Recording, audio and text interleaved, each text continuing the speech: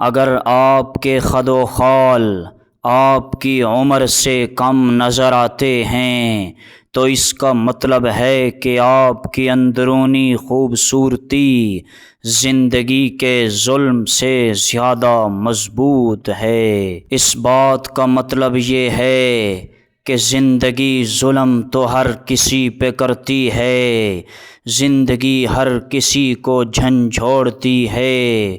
زندگی ہر کسی کو تڑپانے کی کوشش کرتی ہے،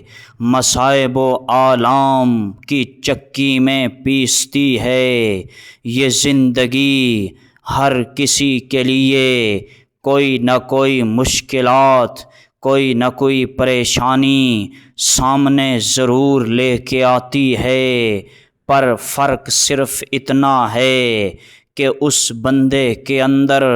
اس پریشانی، اس ظلم، اس زندگی کے نشیب و فراز،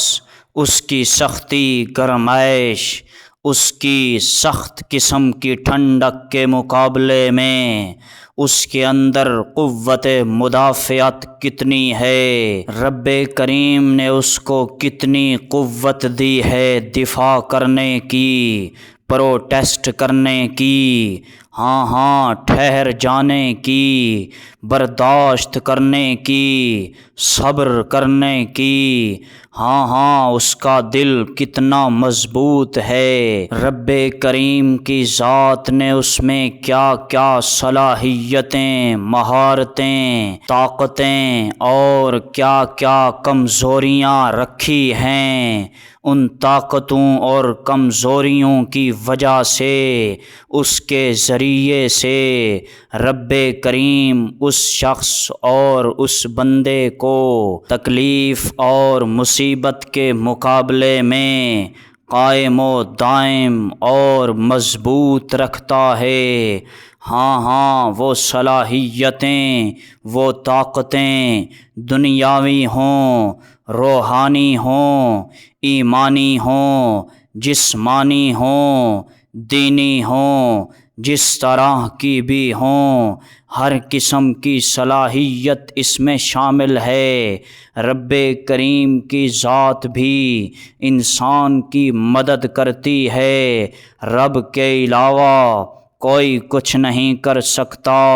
انسان کی صلاحیتیں، طاقتیں رب کے سامنے کچھ نہیں ہیں، یہ سب طاقتیں رب نے دی ہیں، چاہے تو چھین بھی سکتا ہے، چاہے تو لے بھی سکتا ہے۔ جو طاقتیں دے سکتا ہے وہ کمزوریاں بھی دے سکتا ہے، جو بادشاہ بنا سکتا ہے وہ فقیر بھی بنا سکتا ہے، جو فقیر بنا سکتا ہے وہ بادشاہ بھی بنا سکتا ہے۔ گدھا کو بادشاہیا، بادشاہوں کو گدھا کر دے، میرے مالک تو جب چاہے کسی کو کیا سے کیا کر دے۔ اس لیے میرے دوستو، اپنے اندر روحانی ایمانی قوت کو ضرور بیدار کرو۔ جسمانی قوت بھی ضروری ہے، لیکن اس کے بغیر گزارا چل سکتا ہے، لیکن ایمانی اور روحانی قوت کے بغیر